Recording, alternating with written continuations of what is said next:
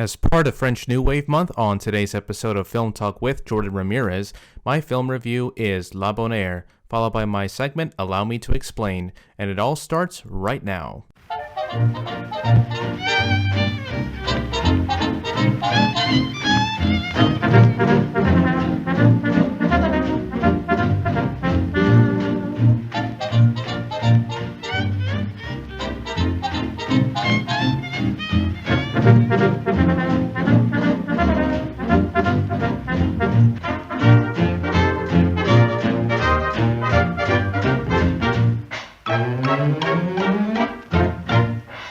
This is Jordan Ramirez, and you are listening to Film Talk with Jordan Ramirez. And now, here is my latest film review. My film review for this episode is La Bonheur, released in 1965, directed by Agnès Varda, starring Jean-Claude Drouot and his family, Claire Drouot, Olivier Drouot, and Sandrine Drouot, and Marie-France Boyer.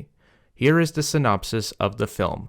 François Chevalier, played by Jean-Claude Drouot, is a happily married man who works as a carpenter. He is married to his wife Therese, played by his real-life wife Claire Drouot, who works as a dressmaker, and they have two children, Gisot, played by Sandrine Drouot, and Pierrot, played by Olivier Drouot. Just when François is happy with his nuclear family and his marriage, he ends up meeting a postal clerk who works at the post office named Émilie Savignac, played by Marie-France Boyer. He instantly falls in love with her, which marks the beginning of the affair. So what do I think of this film?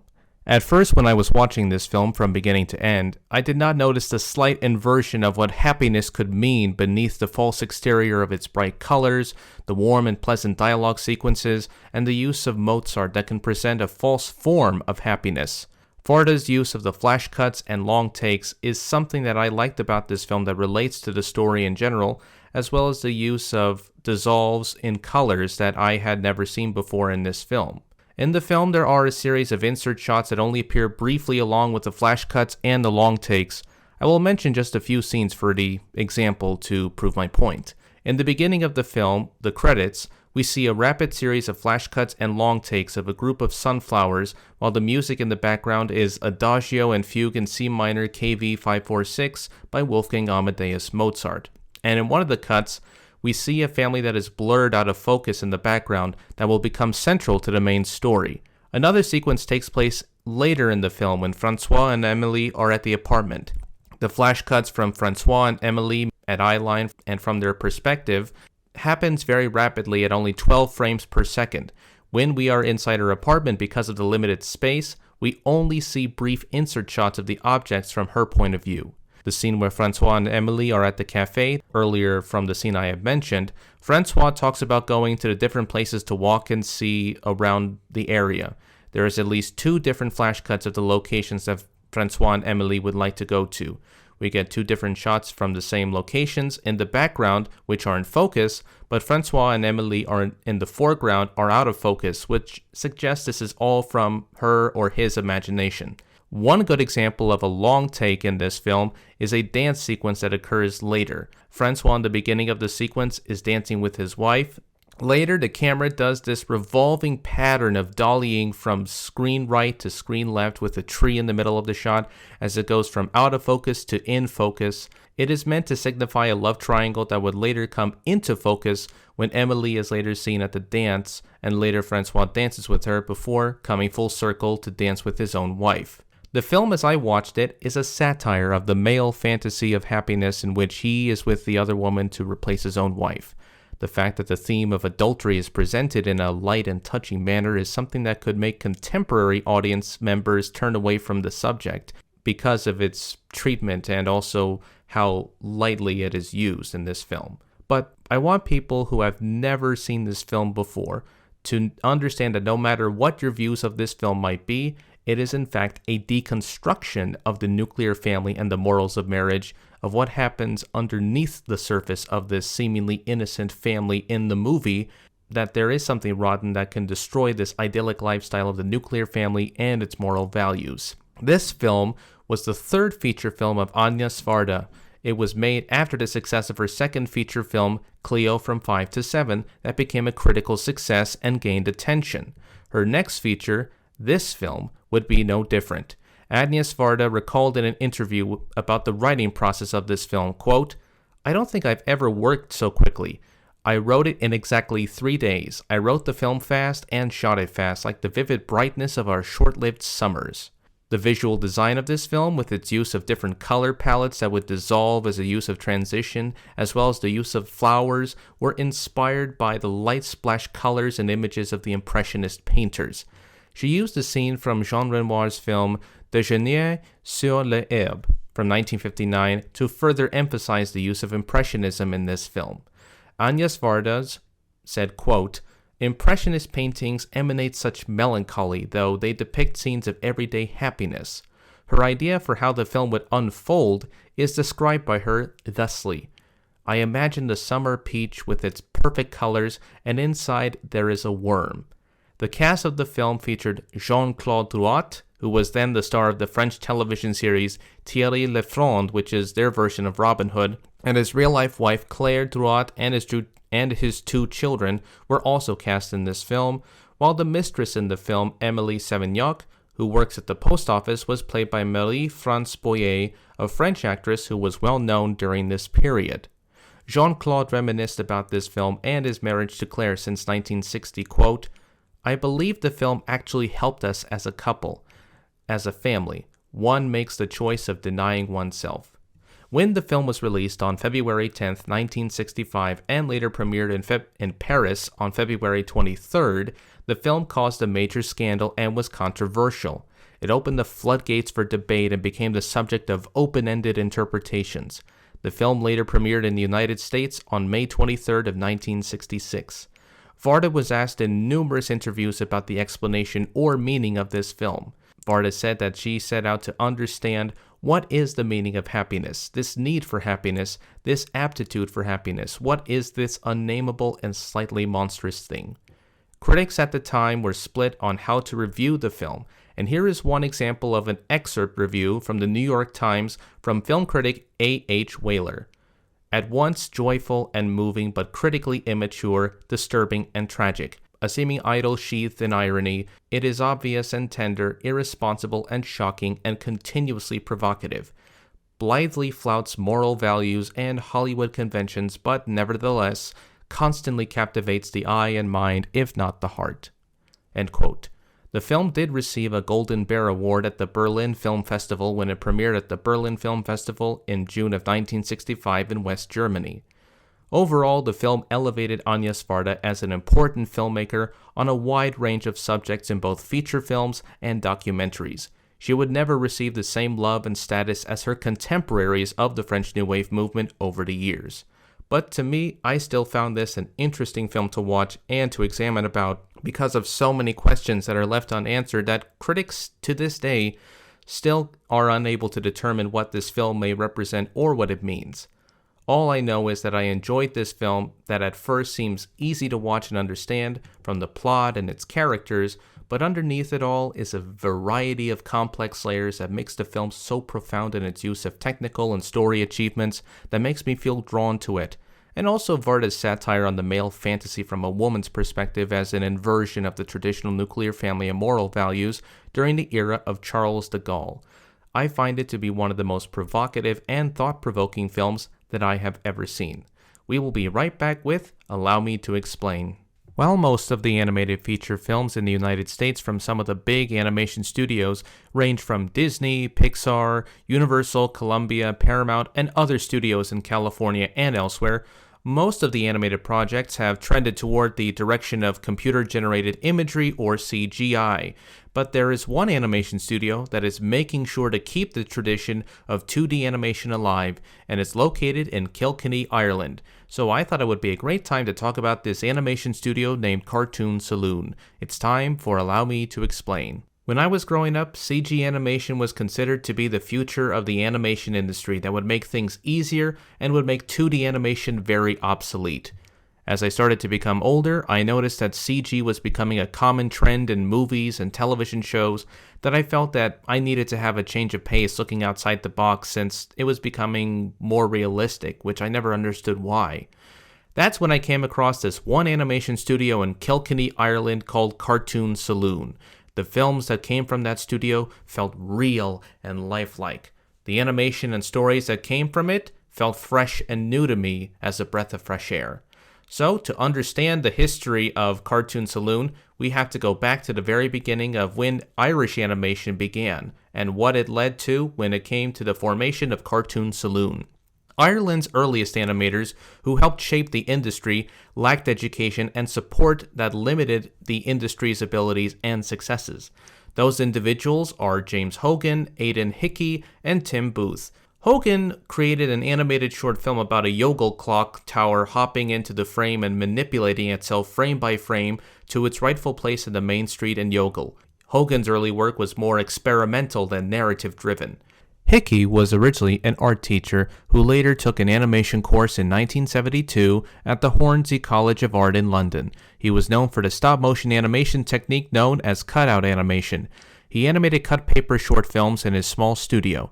He described Ireland's early animation field in an interview with the Irish Film and Television Network as just a cottage industry at the time, and it was very much a personal choice to get involved.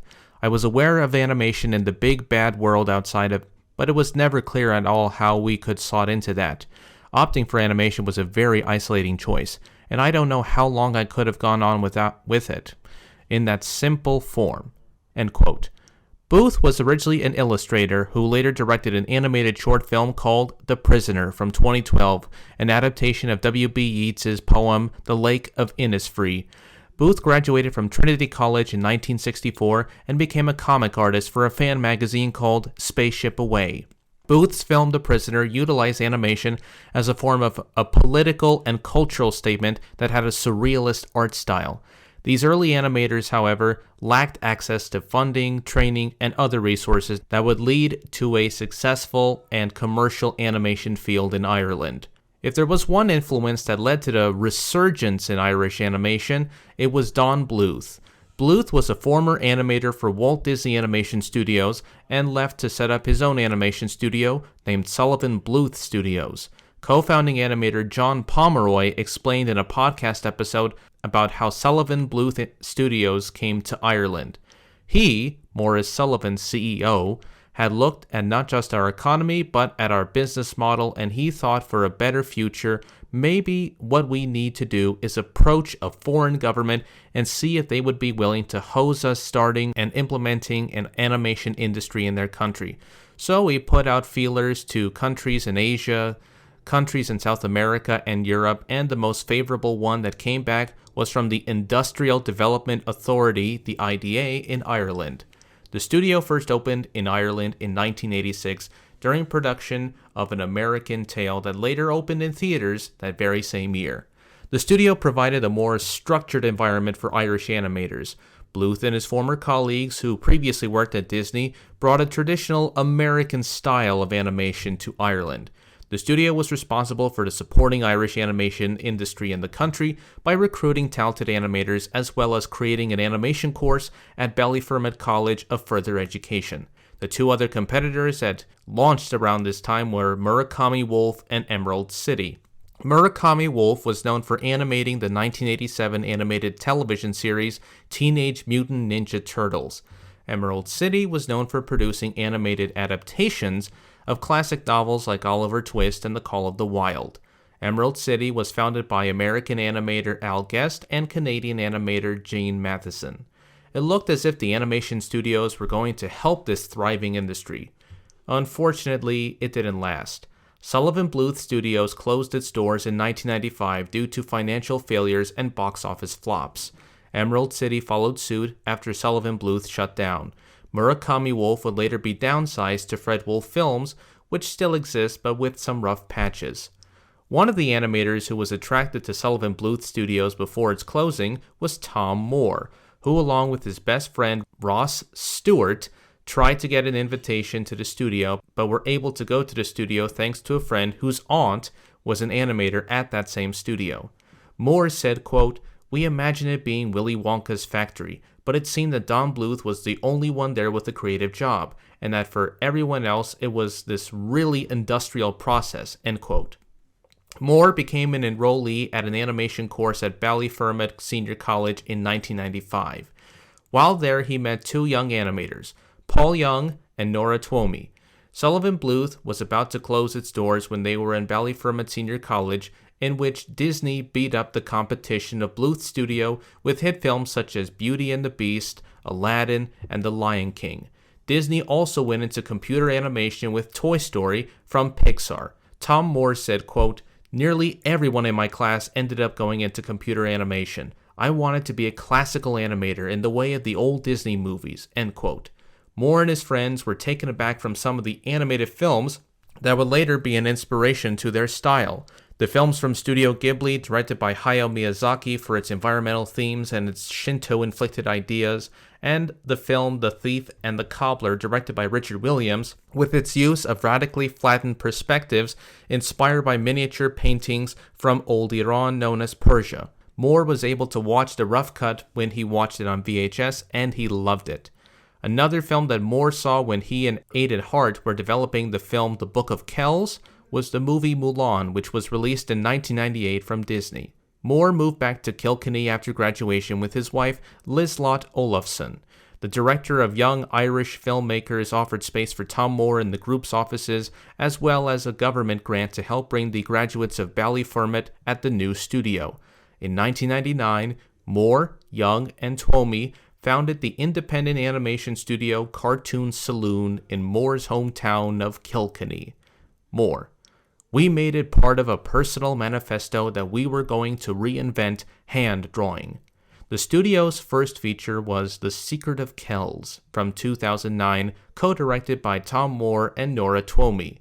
The film's plot revolves around Brendan, who lives with his uncle Abbot Kellic at the outpost to protect themselves from a Viking invasion. Brendan later becomes fascinated with the Book of Kells that contains in it wisdom and powers. The film's budget was small, which was significant for a tiny studio. During the production of the film, Cartoon Saloon employed 85 animators in Kilkenny. Paul Young, one of the co-founders of the studio, met Didier Brunner, who founded the animation studio Les Amateurs, and he buttonholed him and his studio to co-produce the film and help secure it for international distribution. The film earned critical praise outside of Ireland and was even nominated for Best Animated Feature at the 2010 Academy Awards. It ended up losing to Up from 2009. Pete Docter, who directed the film Up, said, quote, "At the time, it was all about 3D, and Cartoon Saloon were instead embracing the graphic. They were embracing flatness, not only the flatness and animated tradition, but also of Celtic design, and merging these things together in ways that were really unexpected, but also very sophisticated," end quote. After award season, Cartoon Saloon had no other projects in development that would attract funding, and the founders had to take out personal loans to make sure the company is still above water. Moore had an idea for his next project.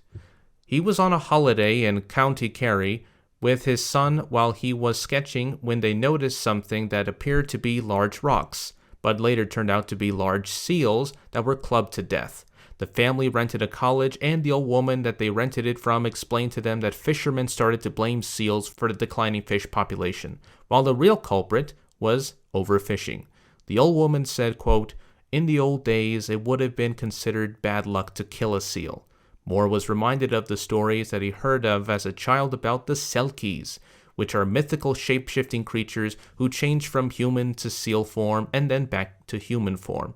Moore: "When people believed in those stories, there was a better, more pantheistic way of looking at the world, rather than just simplifying everything down to the very commercial logic of the seals are eating the fish, we're losing money, kill the seals."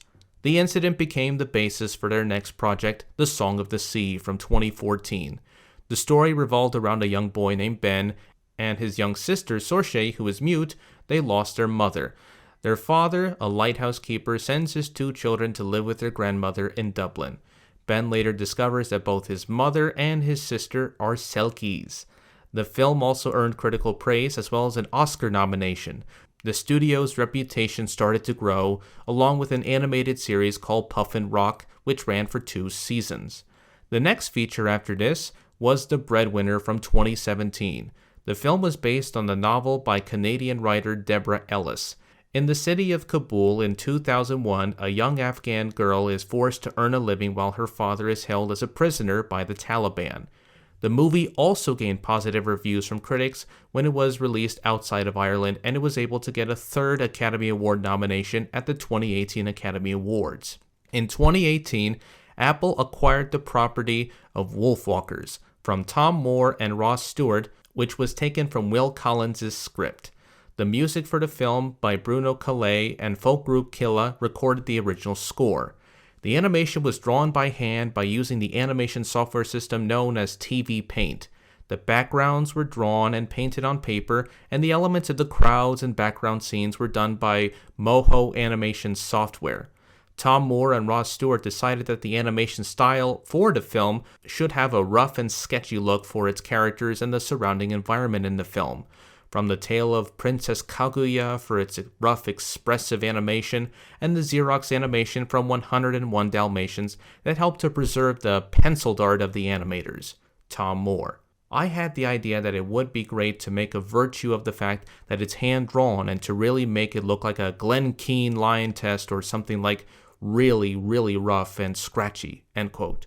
The film featured something that was new at the time the production was in its final stages of production in animation, such as the Wolf Vision sequences that combine 3D technology with hand-drawn art.